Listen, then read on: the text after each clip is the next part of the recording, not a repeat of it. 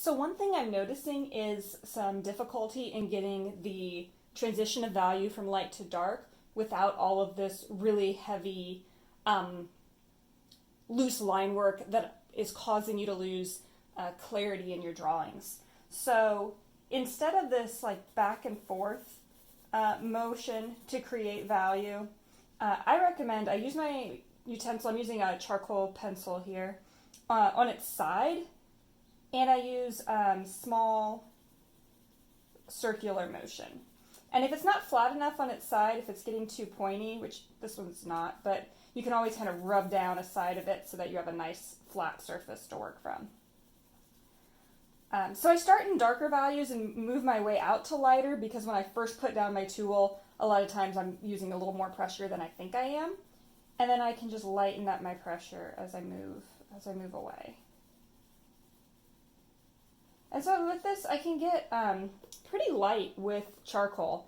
And then I can go back into my darker and just add layers. And the more layers I add, the smoother this becomes. So you can start to see it smoothing out. And I'm going to extend my lightness.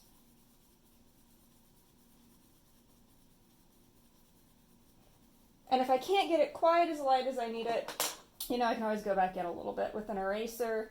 And actually that gray, like putty eraser, the kneaded eraser is really good for that, because you can just press it down, lift it up, and it'll lift up some of that mark.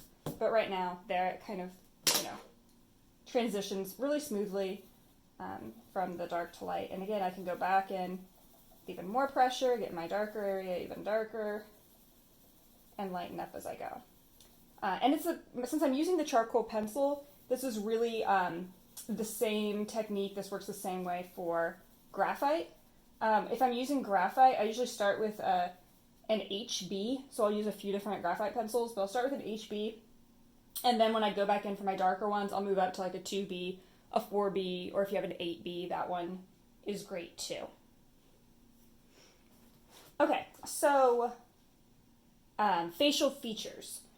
So with some just basic tips on facial features and how to shade them. So with eyes, one of the biggest mistakes with eyes is drawing eyes like a football. That's not what eyes look like. They're similar to that shape, but that's not actually their shape. So eyes have they have a tear duct, and then every eye's arch is different. So that's something that really helps with portraiture, is making sure you look at, the direction and size of that arch. The bottom one's usually a little less of an arch, but again, it depends on the eye. So really look at the individual eye. So it's rounded on one end, pointed on the other. That's the pink of the tear duct, and there's the eyeball underneath it. Everyone's eyelid is different too. So some of them come, over the eye. Some of them will be nice and big, but that will also determine that your eye looks like the portrait, is making sure that looks like the individual eye you're looking at. And then there's a little bit of thickness to your skin, so there's a little gap down here, that water line, before you have some lashes. The iris of the eye needs to stay really nice and round, and generally is covered by both the top and the bottom lid. And then inside of that, also staying nice and round, is the pupil. And somewhere inside the pupil is a highlight. So I'm just going to define that and fill in black around it so that I have that highlight and I don't lose it. The outer rim of the iris is always darker. Even if you're, a blue-eyed person, it's always that outer rim is darker. There's some texture in the middle, which I just scribble in. And then depending on how dark your eyes are, I would just continue to, sort of scribble it in until it's the darkness you need. The top lash line is always darker, because light coming down, it's blocking light, and you have the eyelashes that are blocking light. And so the top of your eye is also a little bit in shadow. I'm going to round it out on the sides because that is an eyeball, it's a sphere. So I'm going to keep it a little round. And this is a little darker yet because it's pink.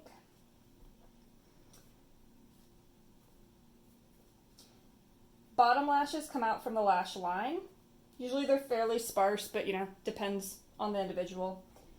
And top lashes come from this lash line, they curve down, and then up. And again, depends on the person, you know, how many lashes there are, how long they are, and men have eyelashes too. So, not to forget that. Around the eye, usually we're in some shadow over here because your nose is coming out, creating a shadow. Some shadow up around, let me define that lid. And I'm using that round mark.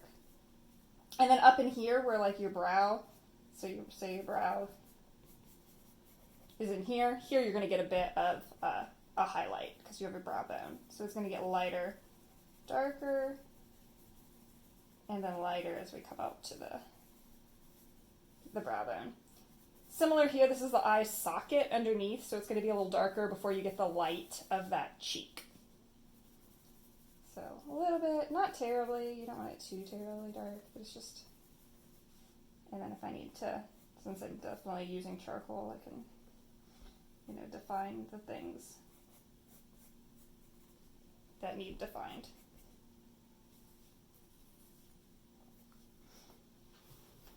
So there's some basics with the eye. With a nose is generally the circle in the middle of your nose and sort of the nostrils beside it. And then this is going to depend on an individual's nose, but let's say this is, and then here's where my nostrils form.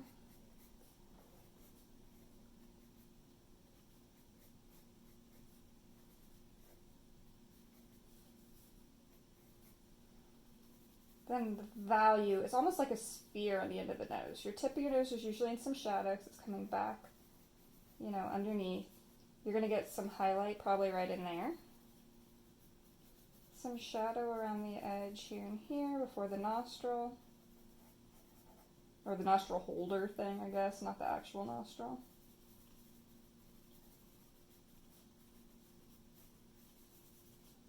And then if we're thinking of the bridge of the nose, maybe right in here is the highlight, and then it's going to get darkest here, but there's some value here too. And sometimes, depending on the shape of the nose, let's say there's some darkness there. And then maybe here's where it gets really, you know, dark before we get to, but maybe on this side, so the light's coming from here, there could be almost no definition between, but here you'd have the darkness, and you'd have that little, you know, piece under before your lips start here, usually some darkness down in here, and you'd get a little bit of light, you know, around that.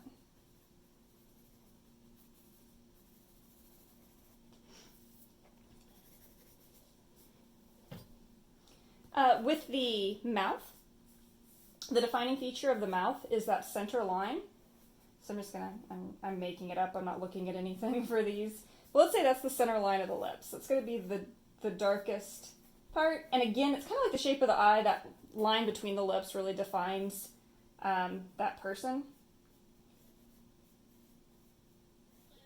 And I'm going to kind of make up a shape of some lips here. The top lip is always in more shadow than the bottom lip because of the way the light hits. There's always a curve or a dip right here that would line up with this, you know, this dip from the nose. So I'm gonna have some shadows here. Really thins out generally at the sides. And then my bottom lip, like kind of through the middle here, it's probably gonna get some of a highlight. And often there's some texture, so I kind of throw in sometimes just some lines underneath the lips, usually in some shadow before, you know, you get your chin. And then this often kind of fades away. Unless, you know, you're wearing lipstick or something that's going to be a really defining characteristic of your, or a defining edge of your lip. But if not, often in areas of the, definitely at the edges of your lip, it sort of fades into the same tone as your skin.